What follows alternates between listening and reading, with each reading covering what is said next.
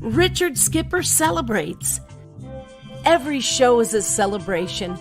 Each show, Richard delivers the artists you love, showcasing what makes them unique. Never gossipy.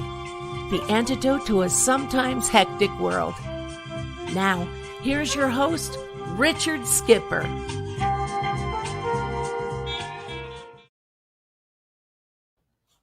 Hello, everyone, and welcome to Richard Skipper Celebrates. This is the show in which I celebrate artists and their body of worth. I am very excited about today's guest. Waiting in the wings is Cissy Wellman, and she has this incredible book. They say I come from Hollywood royalty, so where's my crown? We will be bringing her on in just a few moments. But before we do, I want to take a moment to send my condolences to Danny Burston and his family for the loss of Rebecca Luker. She truly was one of the shining lights in the Broadway and theater community. And I have been so fortunate to not only sit in the audience on many occasions to see her amazing talents on stage, but I also have been able to call her a friend over the years. And it is a loss to not only myself, but to everyone who knew her. And thank God for the gifts that she's left behind with her recordings and everything. I'm reminded more and more why I do this series. It's to celebrate artists and their body of worth. And we need to take the time to thank everybody in our lives, especially this holiday season.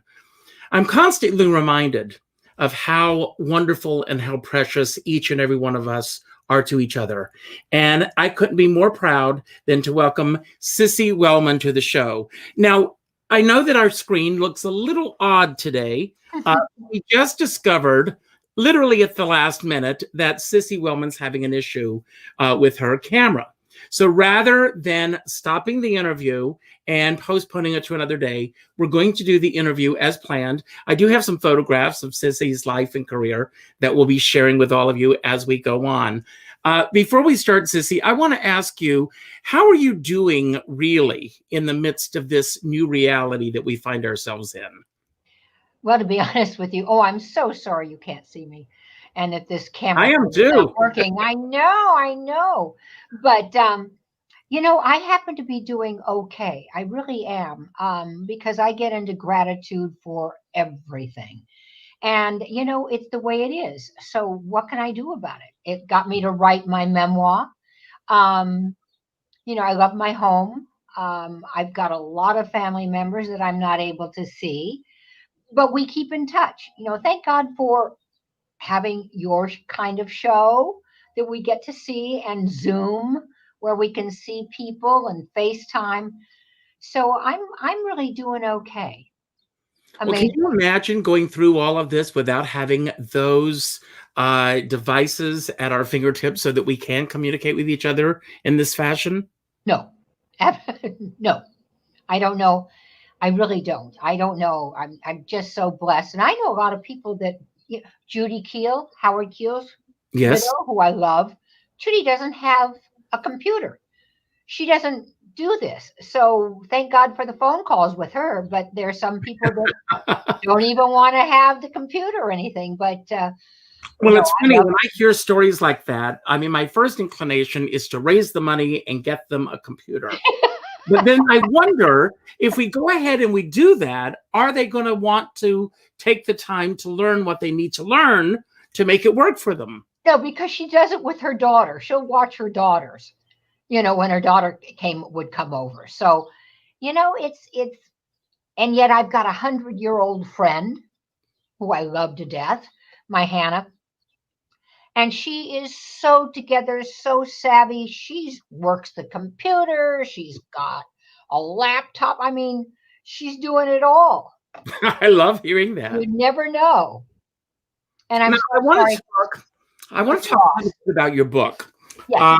Incredible book. It's a lot of fun.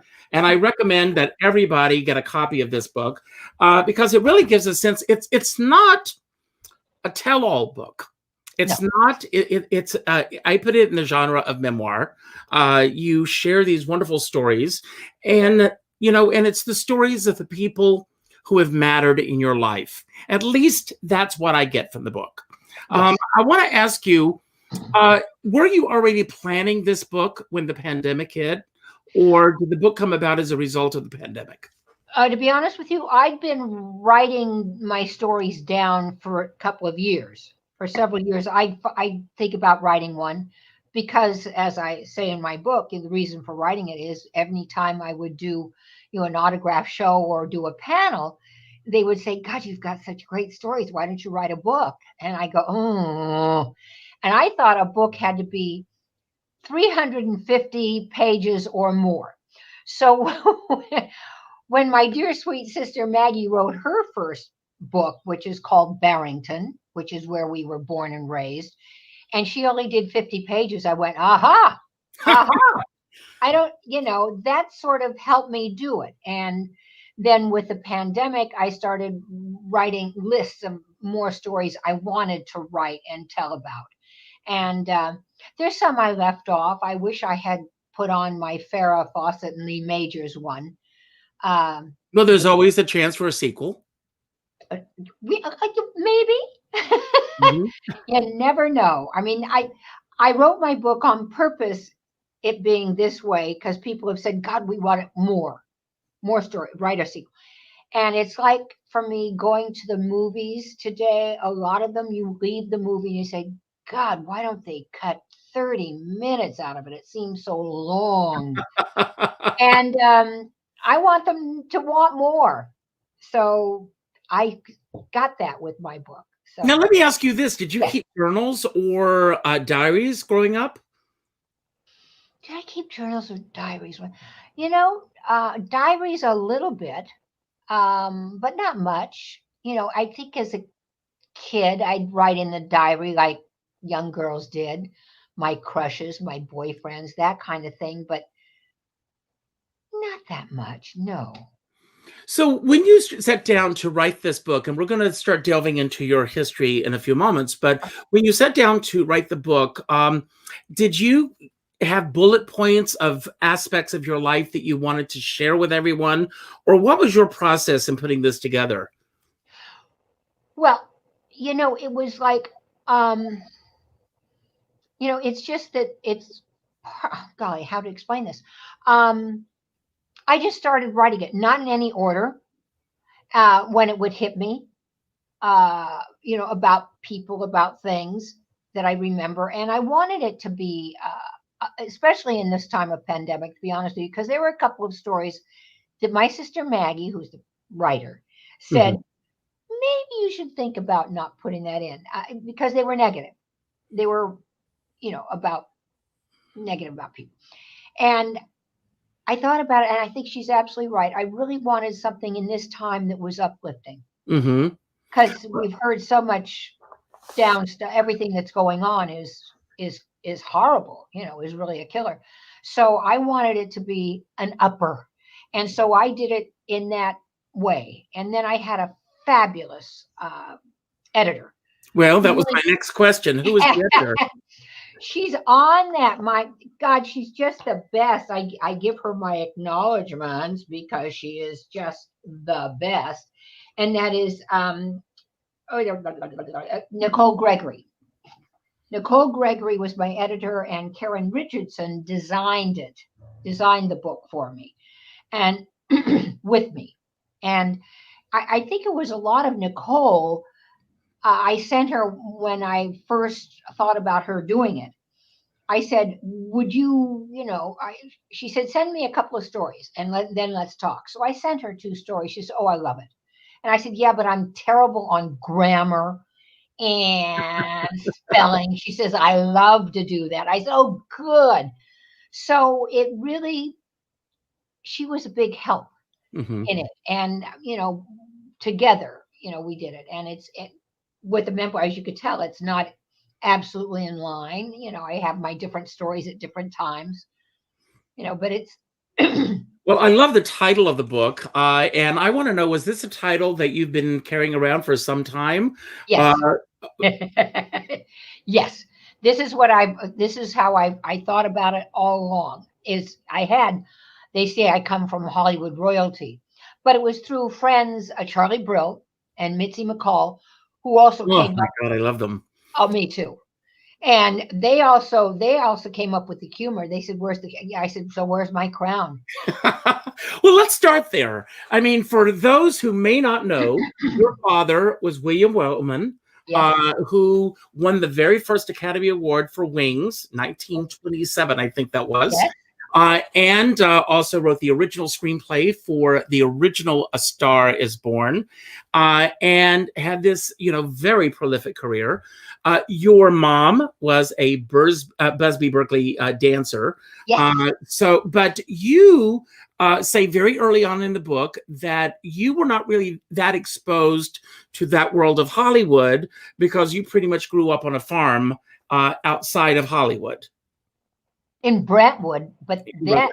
that time when Dad moved there, he bought the house over. Let me see if I'm about 80 years ago, and it was, people saying, "Why are you moving all the way out there?" And it's that was just great.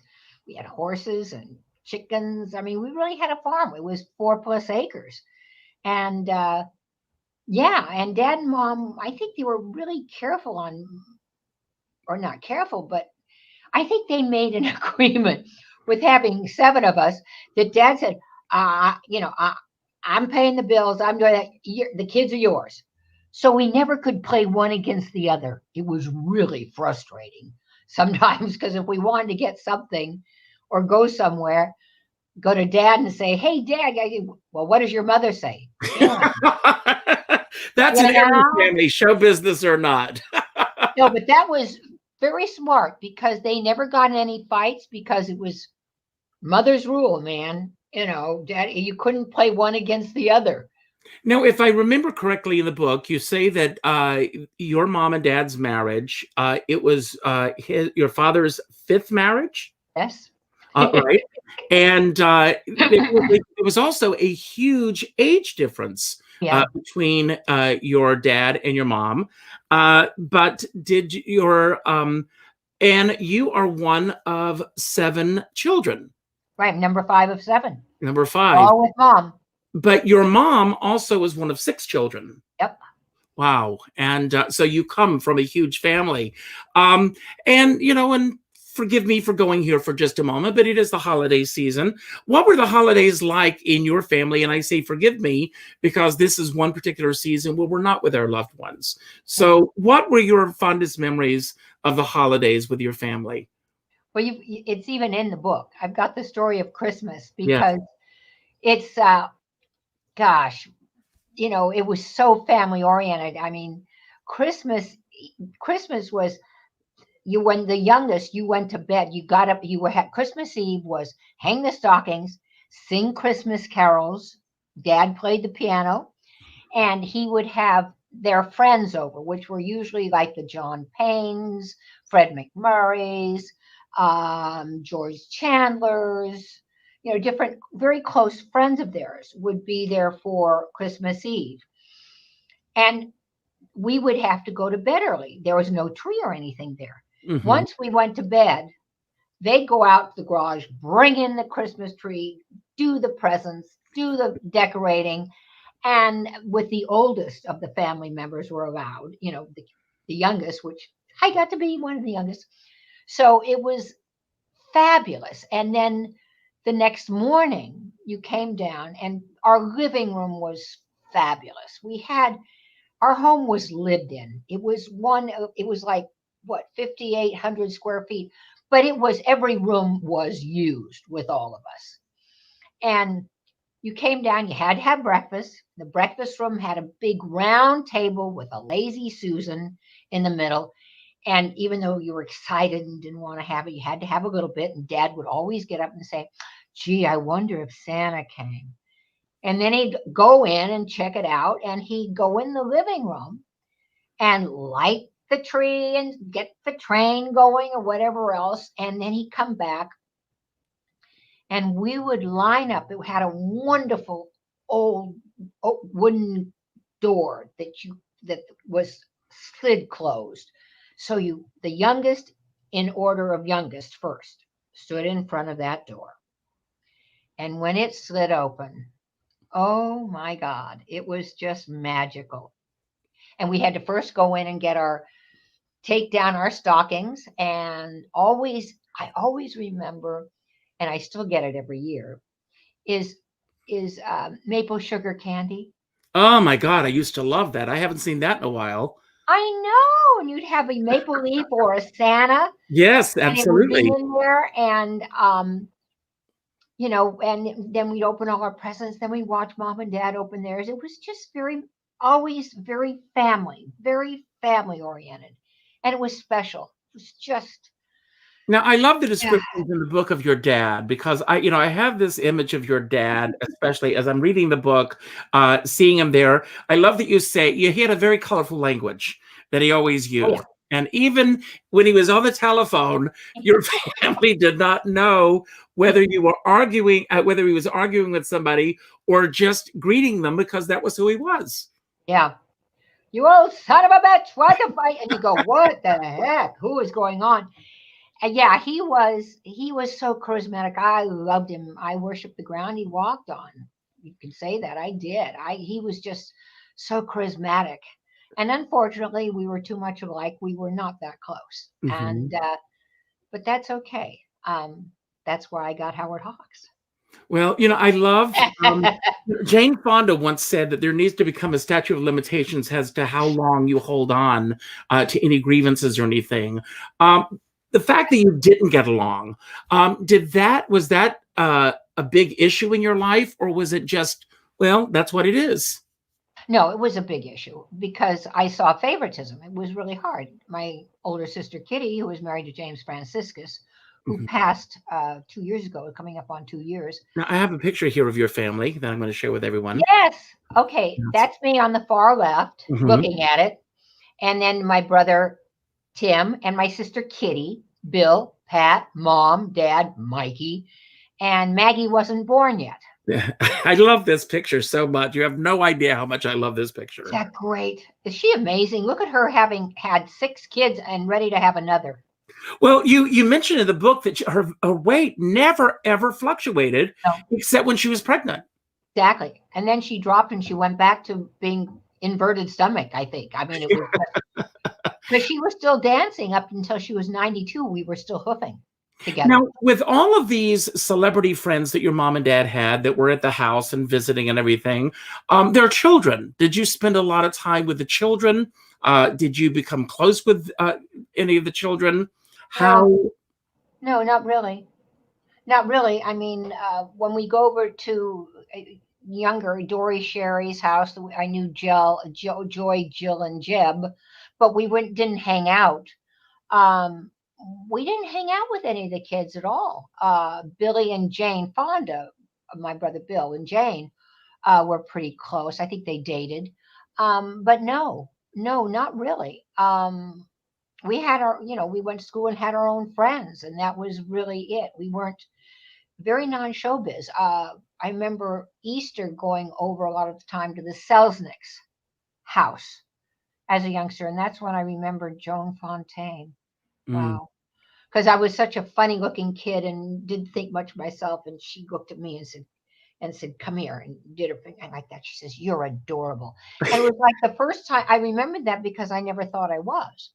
Because that was my problem with dad. I mean, I used to go in and try to hug him in the kitchen, and he sort of shrugged me off. And then my sister Kitty Mm. would come in and they'd hug, and it would be like, oh, that's why I said what I did. But it wasn't.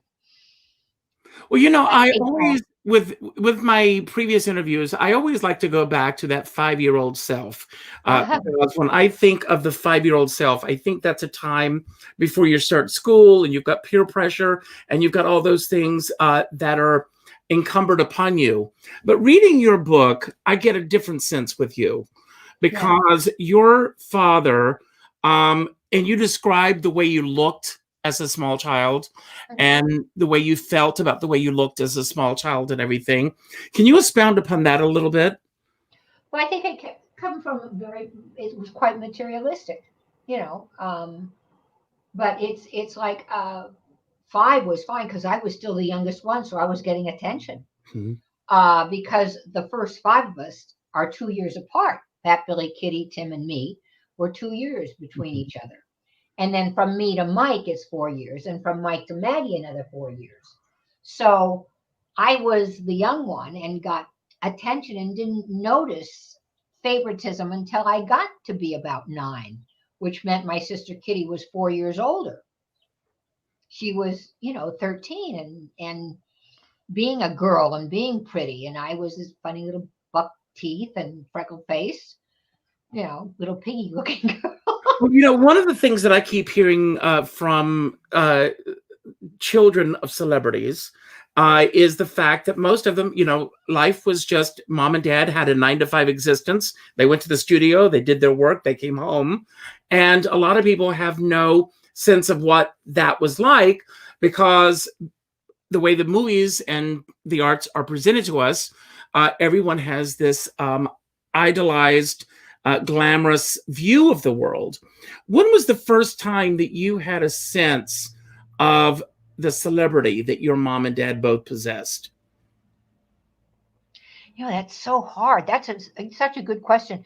But believe it or not, that's relatively hard because mom was obviously a she was a great mom. I mean, she sewed and she cooked and she made a lot of her clothes and our clothes. I mean, and dad always came home at 6 o'clock for dinner. He pulled the plug on anything he shot in town. And so celebrity, because God, my best friend still is Dee Dee Doheny. And Doheny's since 4th grade, my dear friend, we still stay in contact. And I thought that they were really something because, she drove the fancy car, the whole thing. And we got a car when we turned 16, but it was mother got the new car. Mom's car went to Pat. Pat's went to Billy. Billy's went to Kitty. Kitty's went to Tim's. Tim's went to Sissy's. It was down the thing. We didn't get, we had chores and things to do. So, and even though I remember when it was probably the early 50s, so I was 10 or so, when mom and dad were at the premiere of The High and the Mighty, I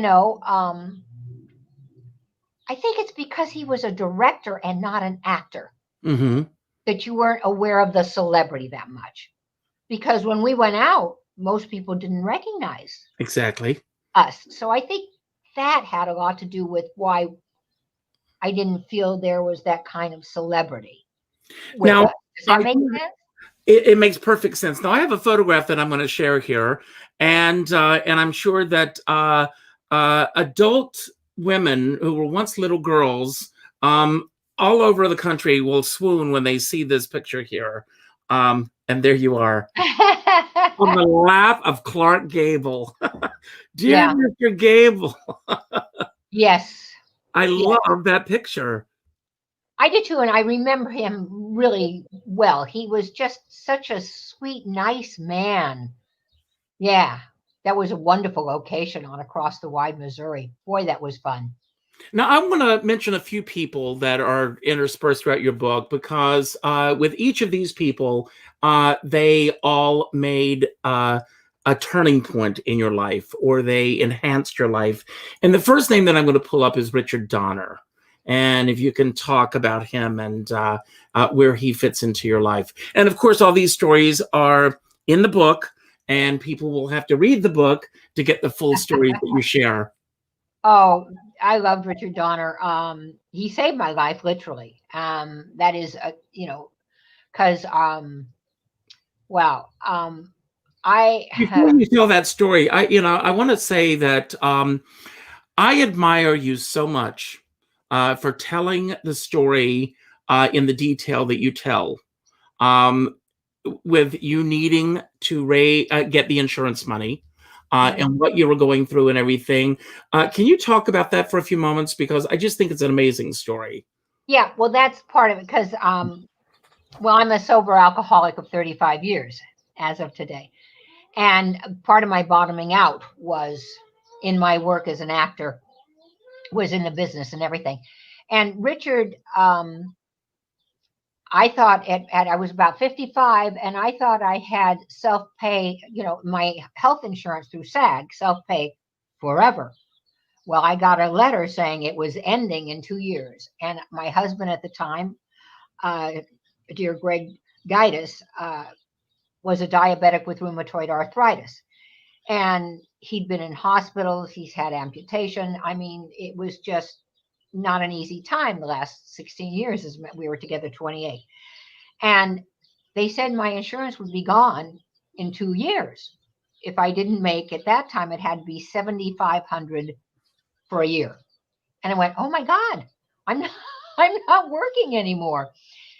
So I made phone calls to people I knew to try to get, and that was hard. God, I hated that. I hated calling and asking for favors. But I explained why I needed, and I'd pay you back, edit me out. And when I called Richard, because it was getting down to the last 6 months of the second year, and I had the first year, I think I made about 3,500.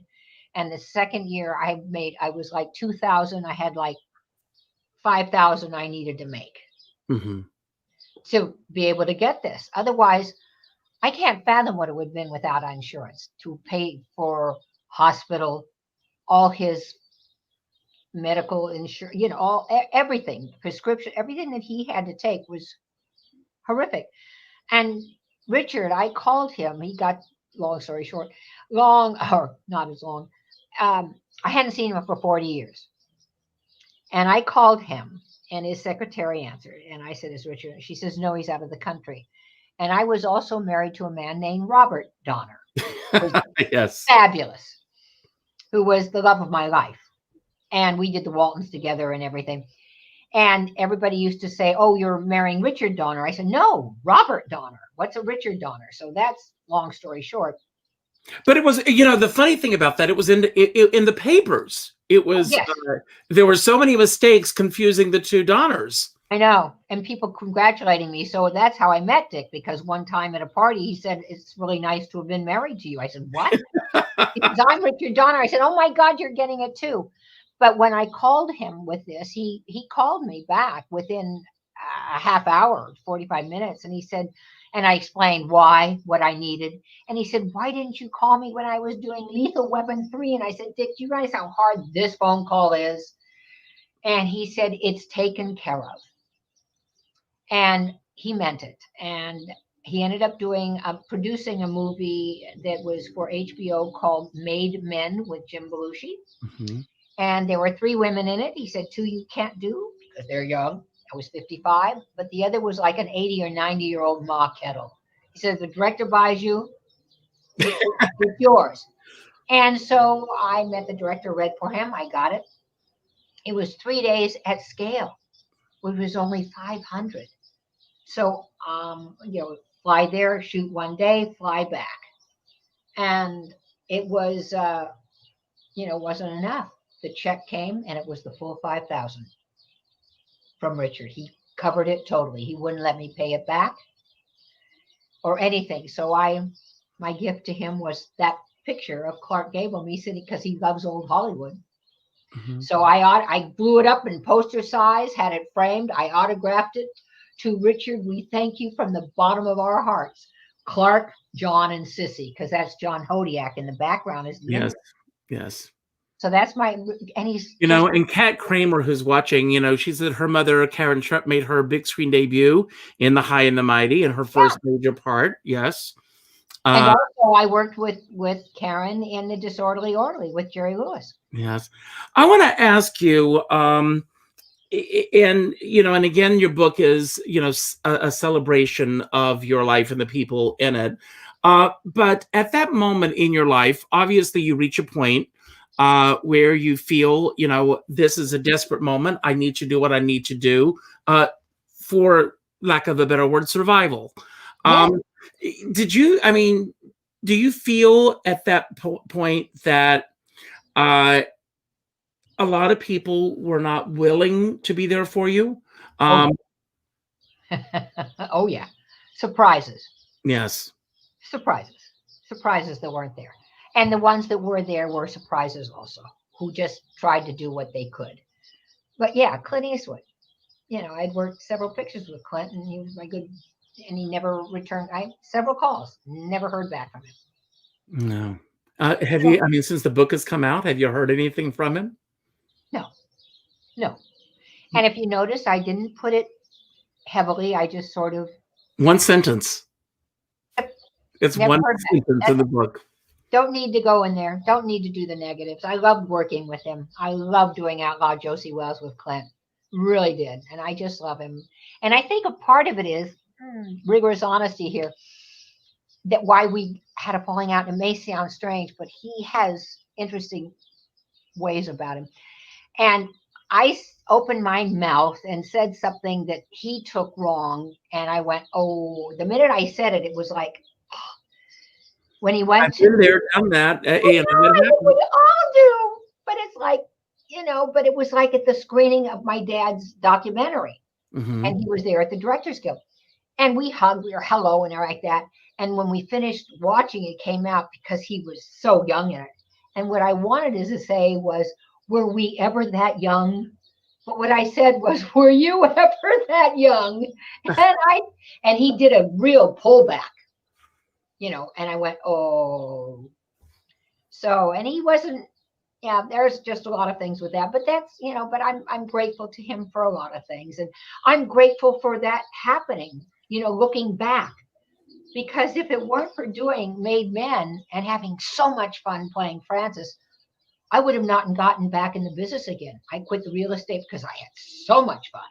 And we're going to get there in a few moments, because I definitely want to talk about your return to the business. But I want to go to one of my, believe it or not, all-time favorite television shows.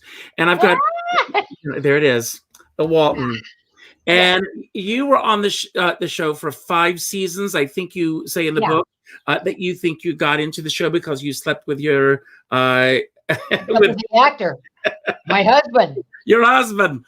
What was it like playing opposite your husband on the show?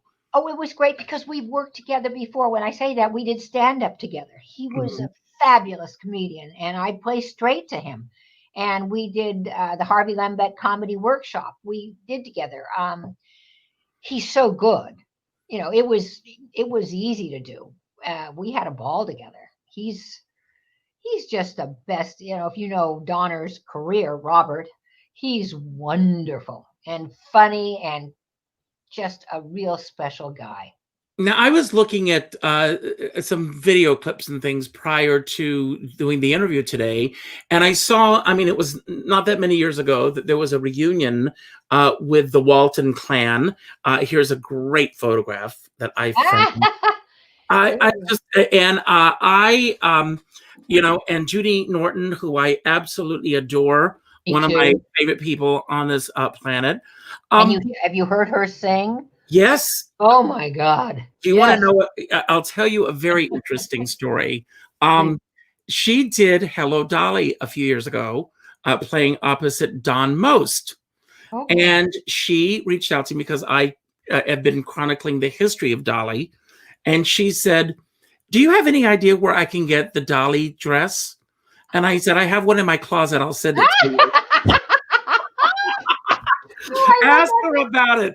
She wore the dress that was hanging in my closet. I love that. That's great. No, she's a phenomenal singer. But what are some of your favorite memories? It's such an iconic show. When I think of the Waltons, it brings back very fond memories because I think of watching it on Thursday nights at my grandparents.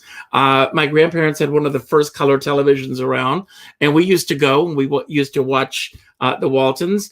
What are some of your favorite memories working on the show? Boy, I have so many because they are so great. I love Elizabeth. The youngest. Yes. Tammy. I love them all.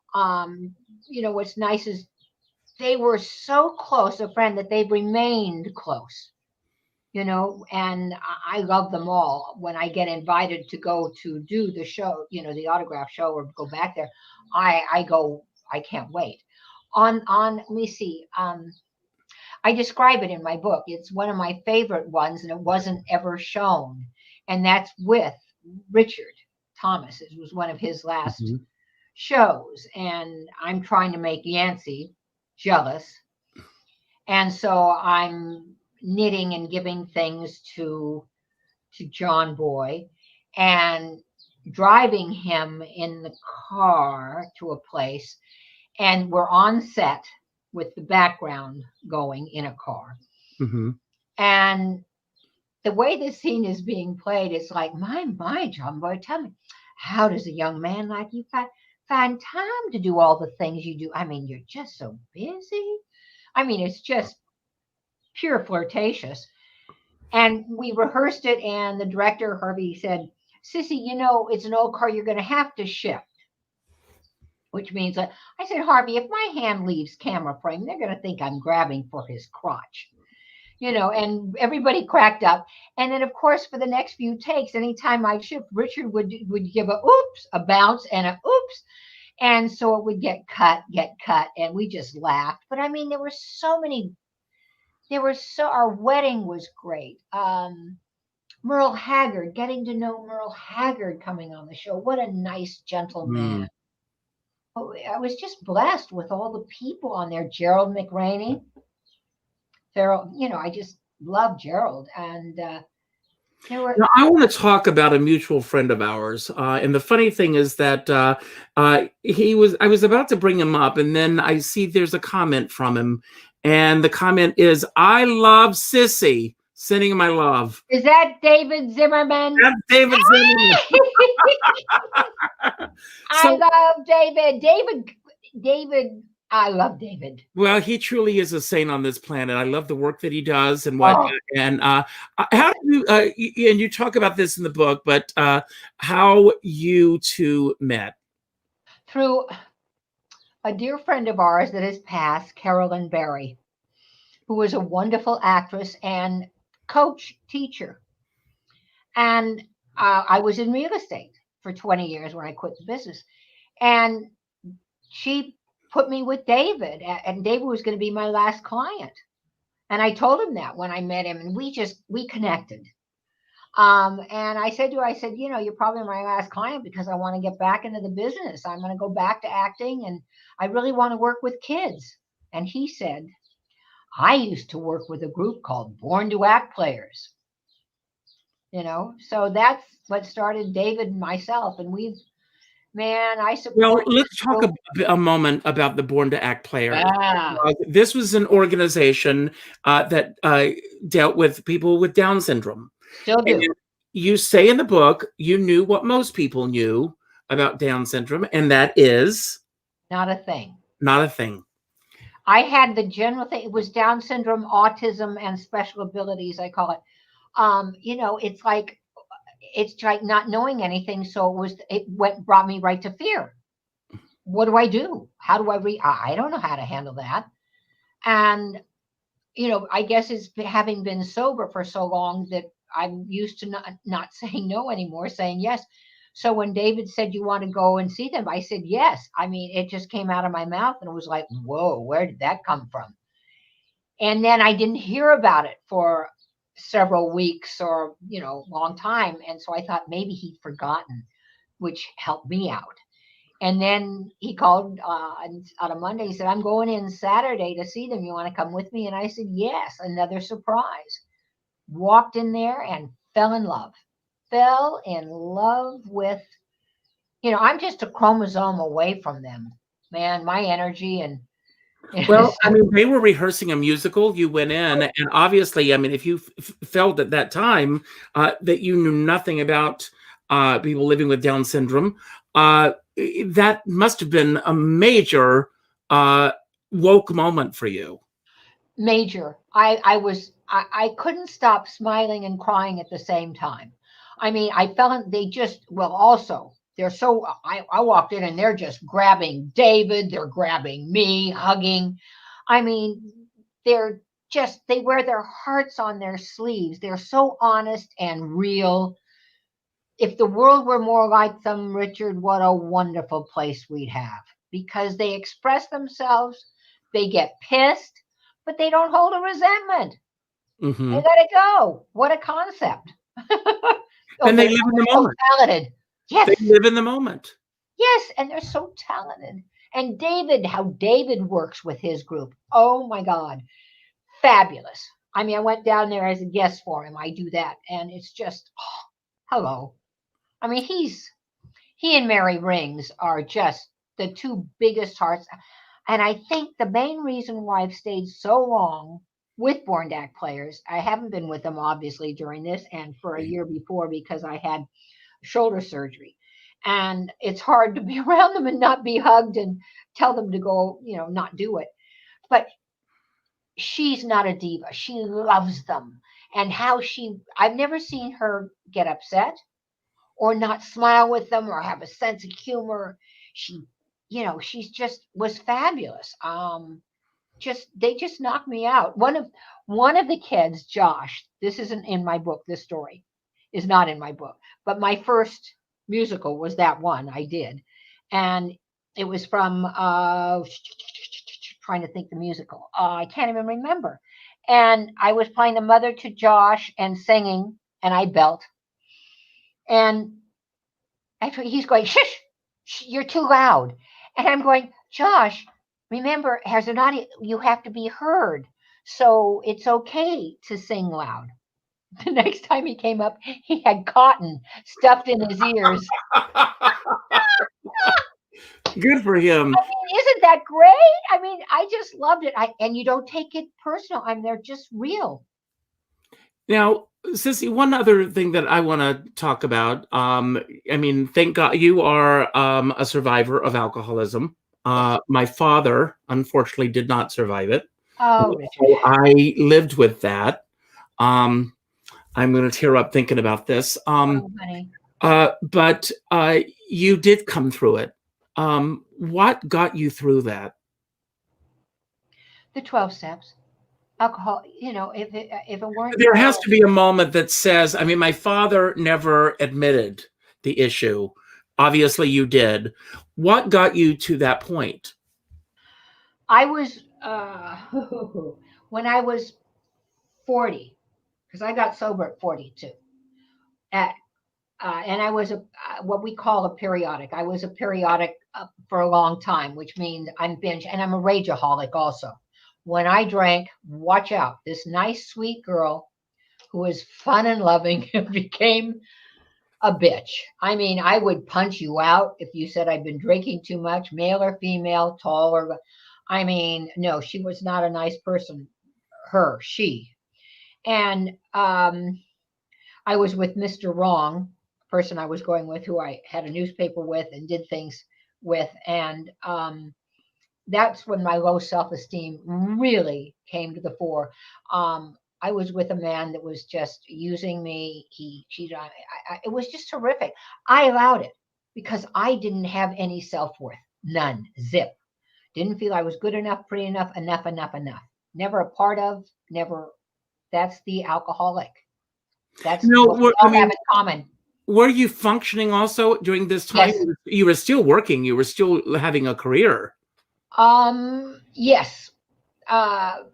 I was pretty good about that. That's why I say when I said a periodic, I would not when I was working. I didn't drink. I did afterwards, and my sponsor, who I won't break her anonymity, she's been my sponsor for over 35 years. God bless you both.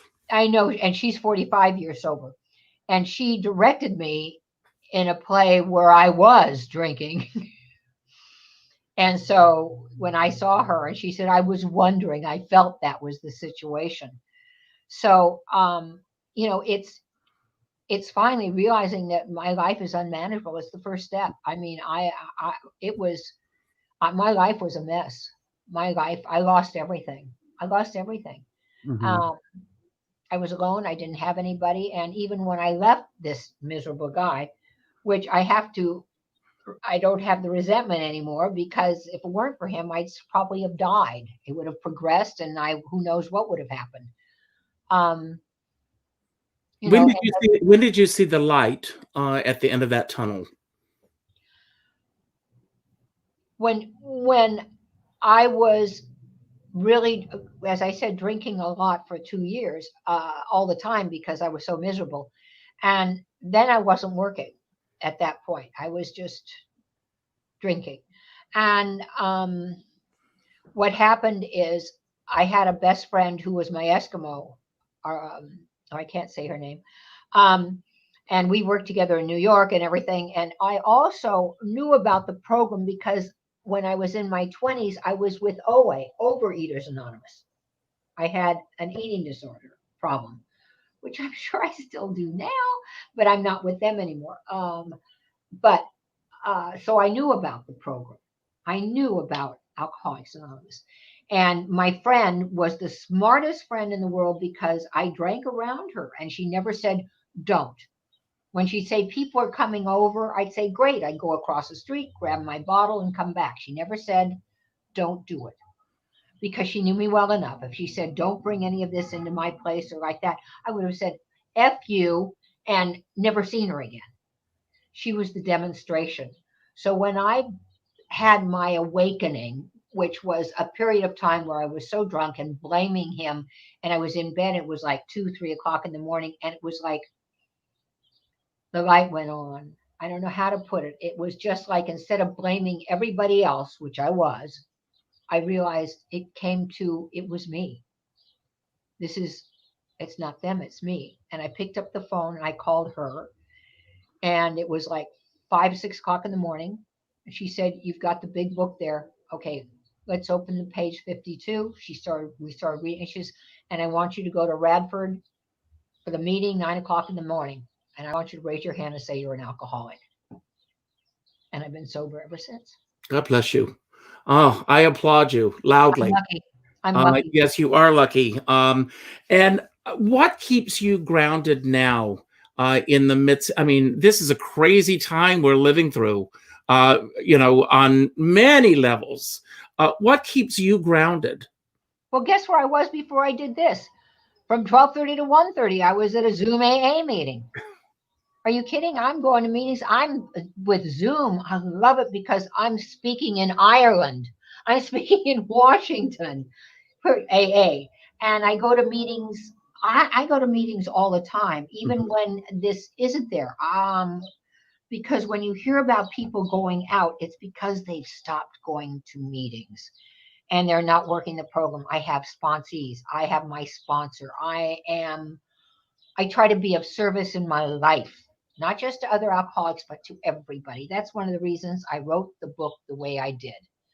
It didn't have to be negative. Let's be of service. Let's tell them the good stuff. Oh, and it's all there. I love it. And what? Now you're coming back into the business. You've come back into the business. I've done a lot, thank God. What did your calendar look like prior to everything shutting down? What would this year have looked like, if these crazy things didn't happen? I don't know, because of my age and looks. There's not that much work out there. Yes, I've been lucky enough that I'm doing things, but it's like, what would it look like anymore? I love my home. I write, I paint. I have my gym here, so I'm on the treadmill. I meditate twice a day for 20 minutes. And once in a while I get an interview, an audition, that's the hard thing with Zoom. See, I love being interviewing with people. That's when I get the job. I get jobs by doing that. The one that I just did, I sent you the picture of with Bruce Davison and the producer, The Mansion, which will be on Amazon. And it's Blumhouse and Amazon, and it's a horror film. And we are. And that's Sandy King, the producer, Bruce Davison, who I love, and Barbara Hershey is the star of it. And I auditioned for a different role in it and didn't get it. It was really a nice role. And because I did it live with the casting people as they videoed me, and I kid with them, I have fun with them. Well, I make an impression. And they called. They said, we've got a role for you. We're going to book you. We need to send your tape to the producers to see if we can do that. And she's a wonderful role. I like her better than the other. I mean, she's crazed. She's possessed. It's wonderful. And she's the one where you find out things are not quite right in Denmark. I mean, it's like, Cissy, what's it like working on a set now in the age of COVID? Well, we finished it right before COVID started. So all I know is that, I went back in to do some looping for them. And that was, I'm in a booth, but and everybody's distance away. So I haven't been on set during this, Mhm. But it's, to me, they've got to be I don't know. It's got to be really interesting. I'm looking forward to doing it one way or the other. But, Now, you've been fortunate enough. You've done theater, you've done film, you've done television. Do you have a preference? the quiet you hear is me thinking. Carl Malden told me, I asked him, I said, Carl, which do you prefer, film or theater or stage? And he said, I prefer theater, but I love film because I have never learned how to cheat the camera. Oh, wow. And I can cheat on stage. And I went, whoa. And I saw that happen. A cheater on stage on Amadeus in New York on Broadway. Mm-hmm. And do you remember that show? Oh, yeah, of course. Yes. All right. Who was not Amadeus, who was the other one? The second lead, the main. Oh God, I know it's right on the tip of my tongue. Somebody's going to tell me right now. Yes. Fabulous. But that's when you could go in and get that day a seat, and I got one right above the stage on the balcony, but not high up, just right there looking down so you can see everything. One of the box seats. Yes. Yes. Okay. Yeah. And he had a thing where he had to cry and he turned away. I could see him turn.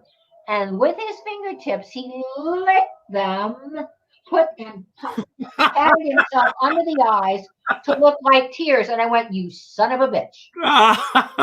You cheater.